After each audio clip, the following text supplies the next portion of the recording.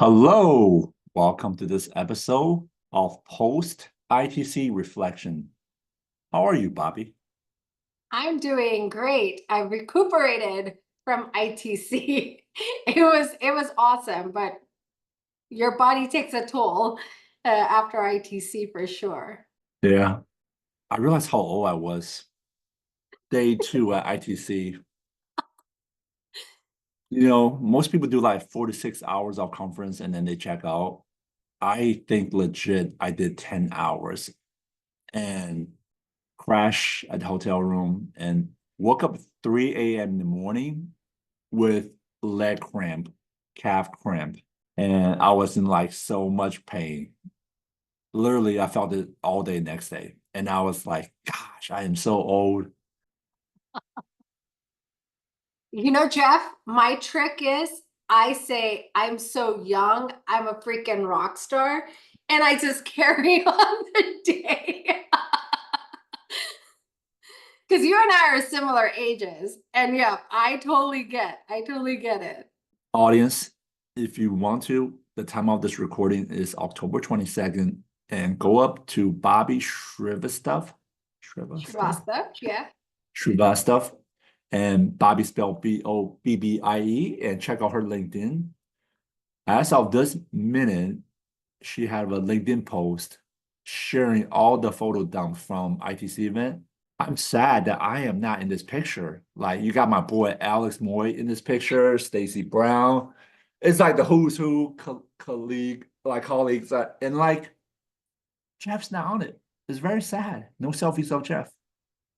Okay, next time we have to do it. And then we're going to take a picture of this. And that becomes like the start of the selfie journey of Bobbie and Jeff. I like that.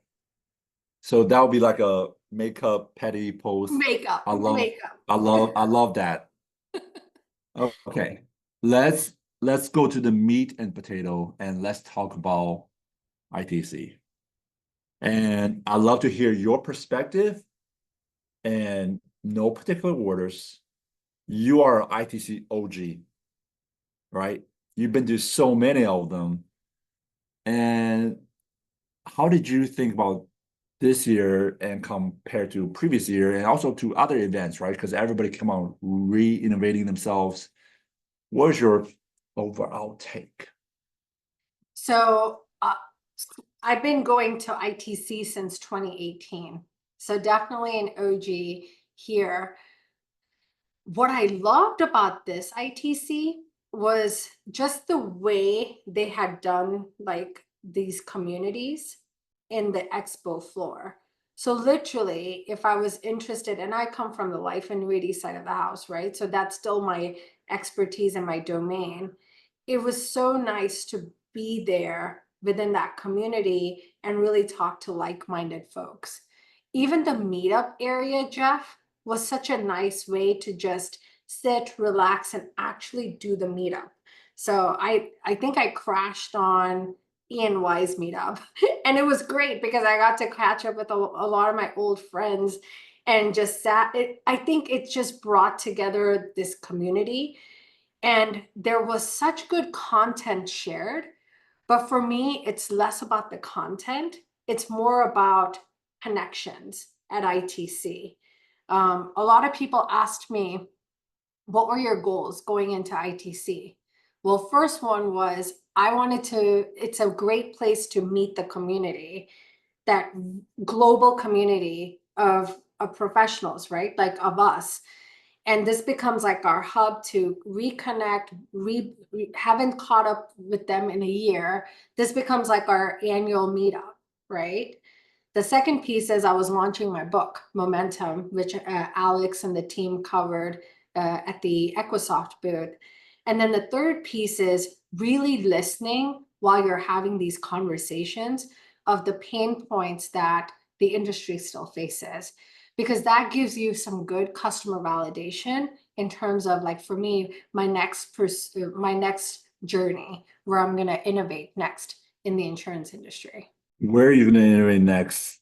In what chapter? Because you are building like 5 different things every time we talk, right? So you got 4 or 5, 6 months, I think you said you're gonna go into like stealth mode a little bit, right? Yeah, stealth I'm mode, sure like yeah, for 6 months. And I will be launching my and company. So yeah. And then so audience, right before ITC, you kind of dropped the news on everybody how you are leaving your last company and then you're moving on and you're building your next one. And I'm sure you probably got a lot of people come up to you and ask you about that. What was that like?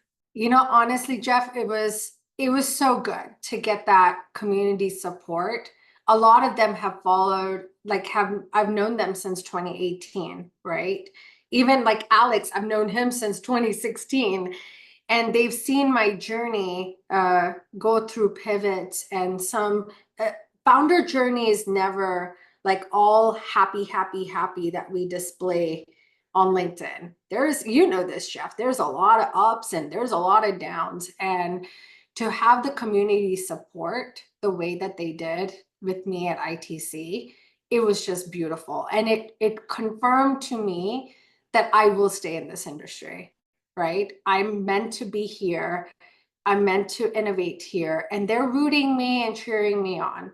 So guess what, guys? Fourth company in insurance, and I'm going to do something really big.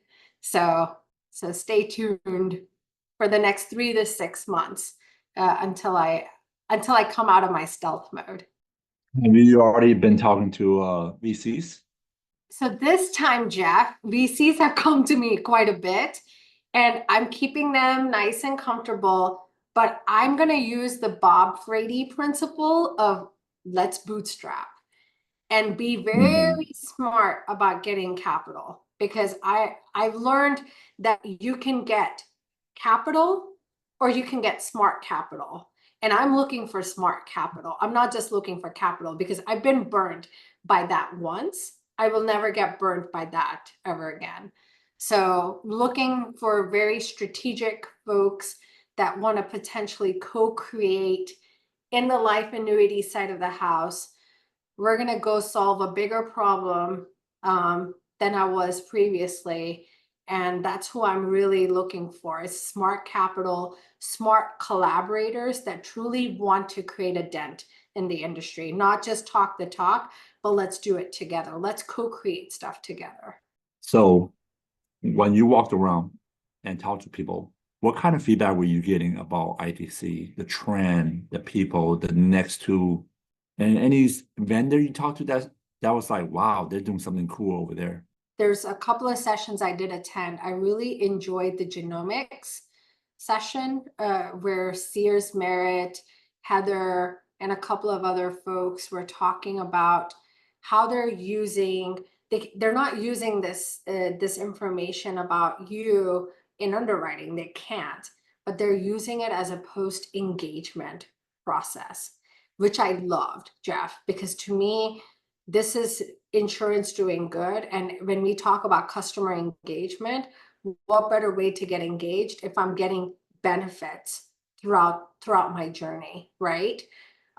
This is why I really like some of the engagement plays, but there's so many of them out there.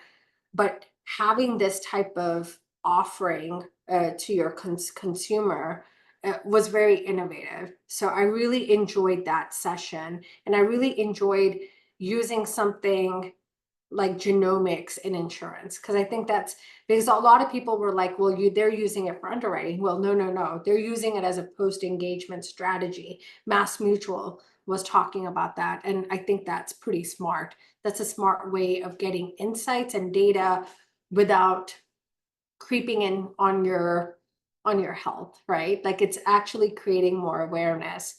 In terms of companies that are actually doing really cool things in the industry, so many of them, right, at ITC. But I go back to my OGs, right? I really liked how Equisoft had positioned their organization in terms of solving like this full end-to-end solutioning. I really enjoyed talking to folks at Navier, which is an app around health more like health related stuff. I saw a lot of, Jeff, I saw a lot of health related items that are coming into our insurance industry. And it's been a trend for many years, but there were many of them up here that were discussing, their solution. Like Optimities, like comes from a healthcare industry, has come into insurance for several years now. I think it's interesting to see, because they have a conference going on in Vegas again that I was invited to attend. I was like, no, my feet can't handle it, which was on healthcare. And a lot of the same innovators were heading there in Vegas to talk. And I think there's this nice intersection between insurance and healthcare. And I think insurance and fintech too, similar principles. So it was pretty cool to see some of those, the in action, not just the talk, but in actual use cases that's happening in production. But from an ITC floor, from a feedback perspective, everybody loved the communities. Everybody loved the neighborhoods. I think it was nice move for ITC to finally listen to some of the feedback that we've been given over the years, and they actually made it happen. It happened to all of us. I try to escape it. So this is what I said to Bill Harris. And I ran into him like, I think day 3. I was like, great job, Bill. You guys crushed it this year. You guys hoping for 9,000. I wouldn't be surprised if it hit 10,000, right? I said to him, I was like, with the addition of agents, brokers, with the addition of LATAM, with the addition of life and health, and I think you guys, the new goal should now be 15,000. And so many agents I've seen. So it's kind of weird. Like, I haven't been on LinkedIn that long, probably for 4.5 years. I've been working on it. Like, before, like 100 connections for 10 years, but it's post-COVID. I got on LinkedIn and said, how do I make connections, right? And before that, I lived my life on Facebook. And all my agents, broker friends I connected with over the years are all on Facebook. And I kind of just got stagnant on posting on Facebook because going through a period where everyone fought over politics. And during the agent broker conference, I saw so many friends I used to see on Facebook side. And I'm like, hey, you're in the InsurTech side, and cross over to the LinkedIn side, right? And there's so much ceiling for ITC there in the agent broker side. And you just like resonate the voice of there's so much ceiling for the life and health side there. Their next goal should be 15 or even 20,000. And that would be like a bigger Super Bowl, right? If that makes sense. Exactly. The only feedback I would give ITC is, like where the convention center is, put it closer to take over that. Don't make us walk and walk and walk to get to the expo. That's I think where our feet got crushed. That's my only complaint. But I think Jeff, you're right. Like, how cool would it be that they're not competing with multiple conferences? That is the conference, and it's taken over the entire convention center, right? At Mandalay. Maybe you go bigger, so at a different space. But I think there's space in Mandalay if they did it right, but they can really take over, because we were competing with the Workman's conference. Once again, a lot of overlap. It was fun to see some old friends in the Workman's Com area, and we would meet up at the evening time. But I think it's going to be cool what they do next year. Every year it's gotten better and better and better, Jeff. So let's see what they do in 2025. So the past couple of years, I missed the puppy park. I missed it this year too. I saw the pictures. I have 3 dogs. I have 3 dogs at home, so I'm like, I get enough of that. And I just checked it out for the first time, and I was like, what a cool idea. Yeah. Any other booths that made you think, wow, that was a great idea? If you were to have your booth, so if you were to build your own booth, which one would you build? What I really like the concept wise is, and these things cost a fortune, but concept wise, if you could do your own meetup in your own booth, like I've seen last year, the booth next to us had like an entire like 10 people conference room built in into their booth. Now think about round tables. You can curate so much content. Yeah. People are there, and it's and you don't have to travel here, here, here, here, here. And I saw a lot of those pop in those community areas. They just did such a nice job. They did such a nice job. Yeah, I agree. A buddy of mine, um, Adam Young from Rainbow, they had a super big screen. And it was like one of the biggest screen. They spent a lot of money. I thought that was super cool. Like just project everything about your company. People can see it everywhere. And they had people on staff doing the massage. I don't know if you saw it. And I thought, wow, what a great idea to bring people to your booth. Here's massage. Come over to the booth. Let's Yeah. have a conversation. Another cool idea was some guy had, I really need to go back and look at the pictures and give this guy a shout out. But they had cold Gatorade and ice baths. And, everyone on caffeine, everyone dehydrated, everyone's hungover from the night before. So basically, they were serving up electrolytes. Yeah. And, my dehydrated self saw that booth. It was like little kids saw candy store. I was like, yes, this is such a great idea. Why don't everyone else have Gatorade on tap? I thought that was really cool. See, it's meeting the customers, right? Their needs and wants. That to me, like a conference like that, if there's a lot of booths that cater towards the people that came to ITC, right? And you never know where a collaboration or a conversation can potentially lead. So Yeah. You know how like when you're going through an airport, you see your flights. There's that what's that thing called? The panel? yeah, It's flight log? What was it called? Flight board? your guess is just as good as mine. I'm bad with words, but Yeah. yeah, but I know what you're talking about. I wish they had one of those flight board across like station different part of the event that shows all the after parties, like some picture of the venue, video of the venue, and Kiva after party, InsurTech New York after party, InsurTech Hartford after party, and just like, like show where the event is, what time the event is. That would have been cool. Yeah. If people wanted their events to be advertised. Our event that Oh, we that's true.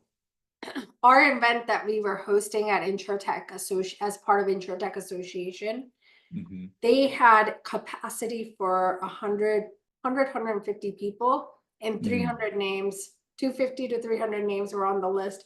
We kept adding more because we know what the event is. 50% people will showed up. Yeah, yeah.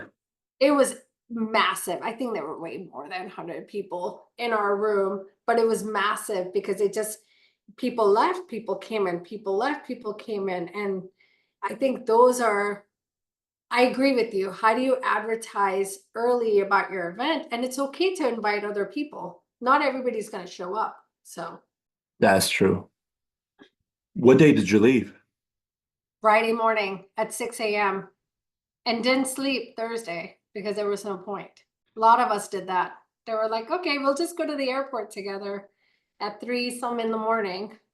That's brutal. I'm too old to do that. Whatever. You're my age. You're my age, Jeff. So what's the next venue, next event that on your list? So I'm heading to Society of Actuaries. I've been invited to speak on a panel Nice. discussing AI. So I'll be in DC area next week. So Is that next week? What day is it? Sunday through Wednesday. Interesting. Do they need some media coverage? Potentially. I'll find out. I'll share Find details out. because Find that's out, and near maybe I your can come crash area the too, party. Jeff. We get our I'm selfie. only, yeah, 45-minute drive without traffic, maybe 3 hours with traffic for 40 miles. Oh Maybe a yeah, little bit let me less. find out. Yeah, Yeah, I'll find out. I'll find yeah. info. That would be cool. I'm actually going to cover another event next Monday, but Tuesday I'll be around because there's an event called Gov AI Summit, and that's also next Monday. And I'm covering that event. I'm covering that event with my son for the first time. Nice. Where is the event in DC Yeah, area? Okay. DC area, Virginia, Arlington, and Yeah. my son started his podcast at 16. YouTube Amazing. YouTube channel. Yeah. No, Sana's 9 and I'm exposing her to entrepreneurship. To me, that's like the best thing we could do as parents. Just invite them to events. They love it. Yeah, They get to hang out with us. They get to get exposure at such a young age. And my daughter, I don't know about your son, my daughter already has a business concept and works. I'm like, just do it. Do it, do it, how do old it. your kids? I have one 9-year-old. 9 years. Okay. The next ITC event, are we bringing them? No. They could be our camera people, you know? No, not for the after party. They'll want to go to bed. Who's going to take care Yeah, of them? yeah. Maybe I'll have my son doing babysitting. I don't know. But I thought about it. I was like, why don't I bring him to the next one? You know, it'd be good He's a exposure. teenager. He would be, Yeah, he could, he's he could 19. hang. He could hang. Mine Yeah, couldn't. Mine yeah. couldn't. Gotta wait a little bit. That'd be But kind I of cool. think the smaller ones you could. The smaller ones you could do. You could bring. I bring her to the local ones that end like by 9 or 10, and she can hang very well Yeah.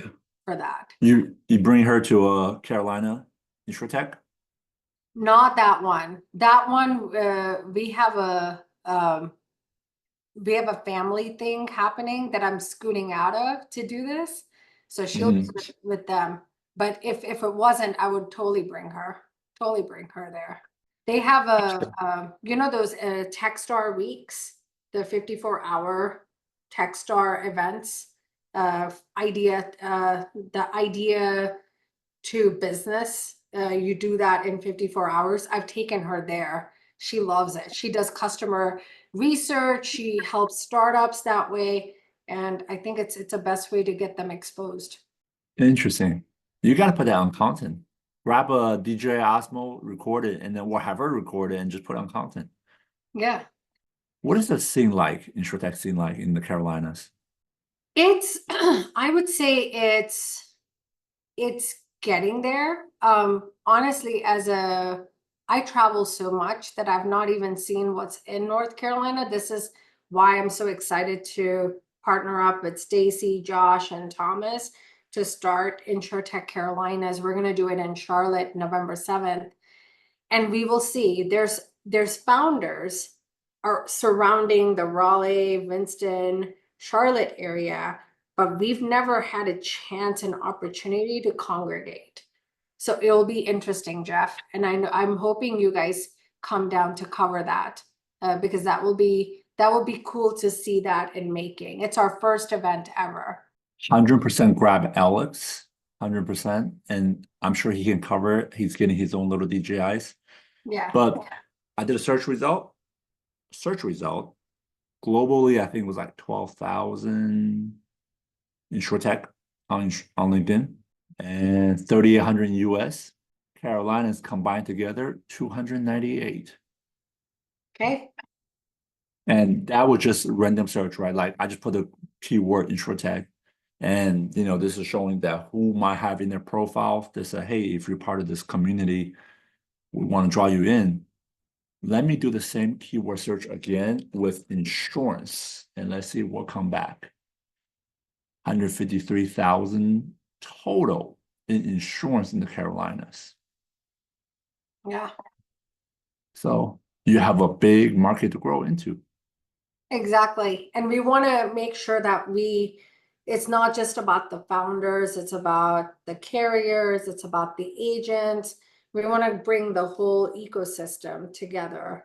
So that's very good insights, Jeff. We'll have to see LinkedIn as a great tool. We can use that for a lot of stuff like that. So Yeah, I didn't even think about that. That's pretty good. Good I way. try. It made my day that I can spark one of your light bulbs. Yeah, I'm like, holy crap, I can do that. And that would be cool. Okay. Yeah. So, start up by on LinkedIn. I think you can add 100, 120 people a week, and then it resets every Sunday at like 7 p.m. So you can start with North Carolina, go to South Carolina, and then, you know, Raleigh, Charlotte, pretty close to Atlanta. I'll add that part of your search. So just those three states. Yeah, And start with InsurTech, grow that community, max it out. And when you add everybody, then go deeper, right? And then just start growing in your local insurance community. And then, bring them to the awareness of where InsurTech and insurance community used to be like this. And now it's pretty much this close, right? yeah, And, with the integration of so much software in the tech world into insurance now and deeper than ever, you're going to see them integrate even more than ever. There's so many people this year that went to ITC that was first timer. yeah. So yeah, you guys have a lot of growth left. So just by looking at the number, I'm curious. Let me do the same search again.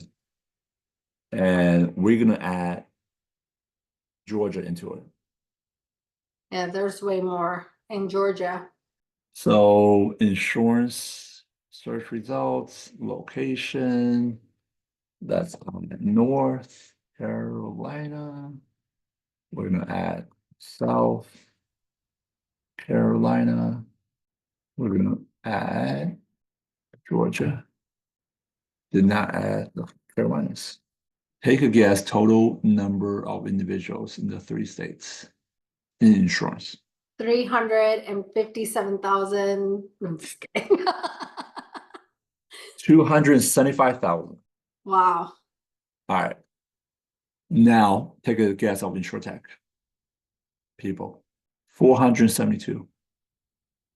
So that could be your first round of LinkedIn connection request sent. Hey, Yeah. my name's Bobbie, and I am doing something cool. Come connect with me. Yep.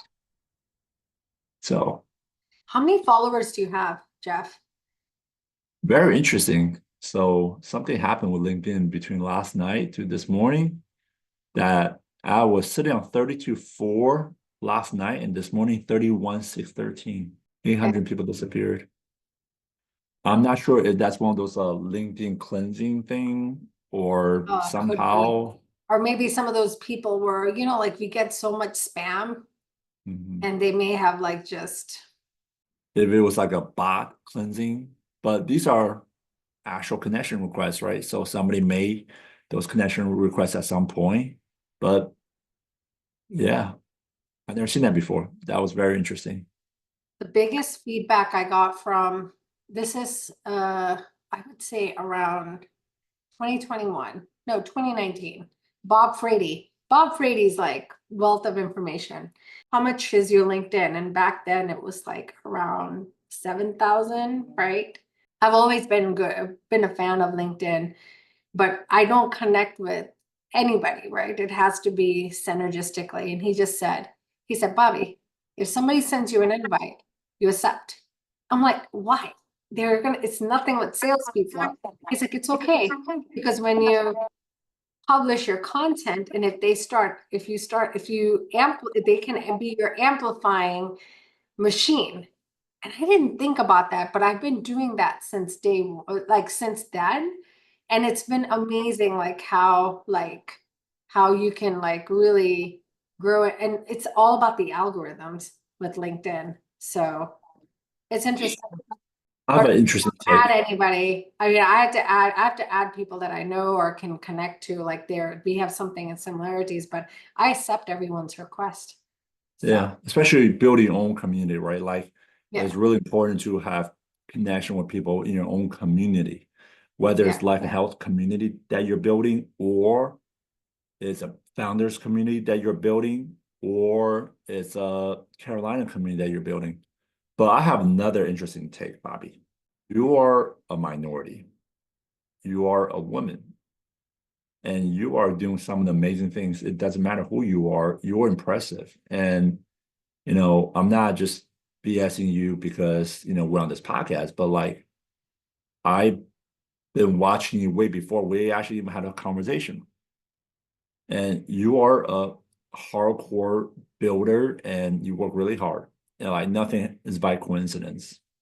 Things unicorn don't fly. I don't believe that, right? So we have a social duty. And let me explain, right?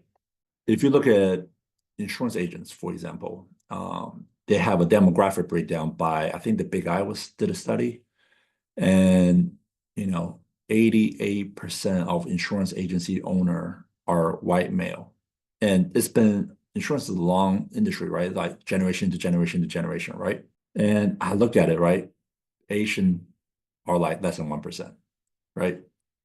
And then there's another study I saw that less than 2% total people of color receive startup investments from institutions like venture capital, right? I don't know if you see that one. And then women are less than 2% as well. And you cross into both segments, right? You're a woman and then you're a person of color. And the things that you're doing are really hard, especially to be able to exit, especially being able to not fail in such a high failure world, right? So you need to connect. You need to not wait for other people to connect with you, but you need to be intentional on connecting with other people. You need to be on podcasts, other people's podcasts, build your own voice, talk about it, be loud, right? Because what you do today is inspiration to the next Bobbie. I think without Yao Ming, there might not be the incredible growth of basketball in China. But without Steph Curry, there wouldn't be incredible growth of a bunch of 6'2" guys think they can make it in the NBA. NBA is built for guys who are talented, gifted specimens like 6'9", 6'10", right? But Steph Curry changed the game. He's like, hey, you could be a 6'2" average athlete, but if you work at your game, your craft, not just make it here, but be the best at this place. Like he really changed basketball. And I'm a big basketball person, right? As our world changed, a lot of my parents came in as my immigrants, and they were risk takers. They left their homeland, they left their family, they left their friends, they left their native language. They came in not knowing how to speak English. They left all their networking circles, they left their community support and tried to build a new life for themselves. And they left China when China was poor, like 1985, 1991, right? And then they came over here and they stopped taking risk. They looked for a job. Like they both worked at minimum jobs. And when you work minimum jobs, yes, you're a hard worker, but at the same time, like, what do you have to lose? My dad was robbed twice at gunpoint, delivering Chinese food. But when he was in China, he built a company with 26 employees. But when he came over here, he wanted to become an employee versus that mentality of taking risks, be a builder, be an entrepreneur in China. And I see the same thing over and over again now. It's wild to me that immigrants like us, we come over here, path blazers, taking all the risk because our parents took all the risk, right? And then our children are not following our footsteps. Whether mine follow my footsteps. I have two daughters, my son.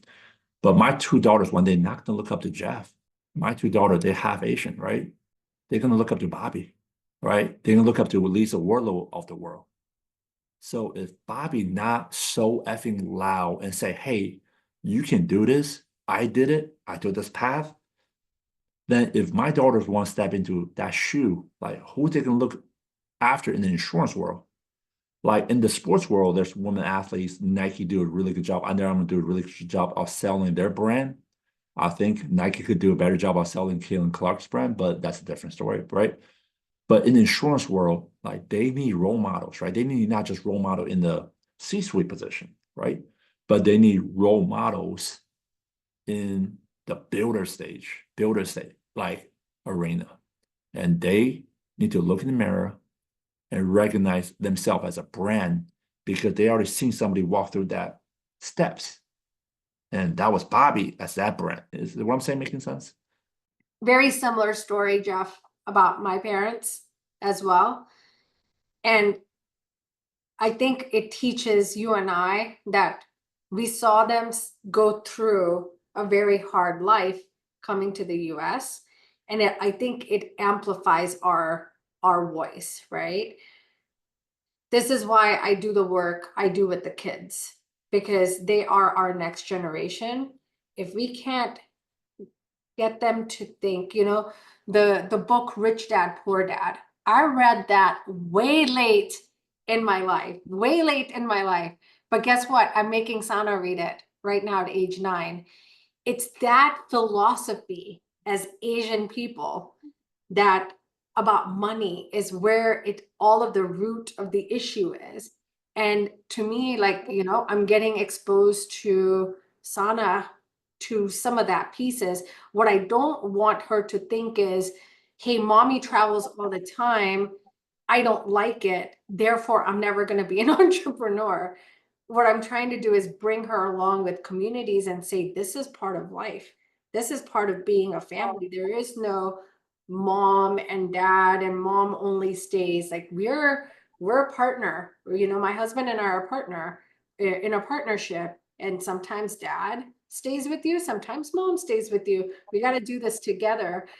And sometimes the biggest issues I get is from my own community. Oh, Bobbie, you've left your role. Now you could stay home more. I'm like, oh, guys, I think I'm gonna be out more.